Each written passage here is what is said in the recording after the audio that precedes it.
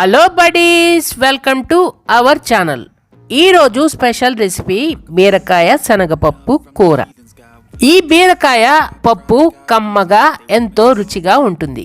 ఈ బీరకాయ పప్పు రైస్కి రోటీస్కి భలే బాగుంటుంది. ఈ బీరకాయలో మంచి ఫైబర్, మంచి విటమిన్స్ కలిగి ఉంటుంది. డైజెషన్ కూడా బాగా అవుతుంది. ఇక రెసిపీలోకి వెళ్ళిపోదాం. మొదట 150 గ్రాములు పచ్చి శనగపప్పు 100 ml వాటర్ పోసి 1 గంట ముందు నానబెట్టి పక్కన ఉంచుకోవాలి. తర్వాత కుక్కర్ తీసుకుని 400 ml వాటర్ పోసుకొని నానబెట్టుకున్న పచ్చి శనగపప్పు, ఒక బిగ్ సైజ్ ఆనియన్ తరుగు, 6 వెల్లుల్లి రెబ్బలు, 1 స్పూన్ ఆయిల్, 1/2 స్పూన్ పసుపు వేసి మూత పెట్టి 7 నుండి 8 విజిల్స్ వచ్చే వరకు ఉడికించి చల్లారనివ్వాలి. తర్వాత బాణలి పెట్టుకొని 3 స్పూన్లు ఆయిల్ యాడ్ చేసుకొని 1/2 స్పూన్ ఆవాలు, 1/2 స్పూన్ మినపప్పు, 1/2 స్పూన్ జీలకర్ర, 1 ఎండుమిర్చి వేసుకొని ఆవాలు చిట్లే వరకు నిమిషం వరకు వేపుకొని 1 బిగ్ సైజ్ టొమాటో తరుగు వేసుకొని మరో నిమిషం పాటు వేపుకొని మరిన్ని ఇంట్రెస్టింగ్ రెసిపీస్ కోసం అమ్మా నేను టీవీ యూట్యూబ్ ఛానల్ని సబ్స్క్రైబ్ చేసి బెల్ ఐకాన్ క్లిక్ చేసి ఆల్ పైన ట్యాప్ ఇవ్వండి.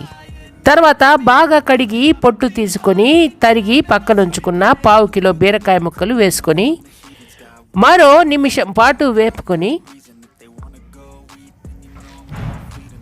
తగినంత ఉప్పు, 3 స్పూన్లు కారం వేసుకొని మరో నిమిషం పాటు వేపుకొని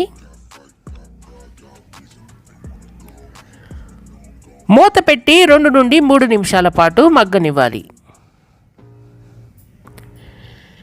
మగ్గిన తర్వాత మూత తీసుకొని ఒకసారి బాగా మిక్స్ చేసుకొని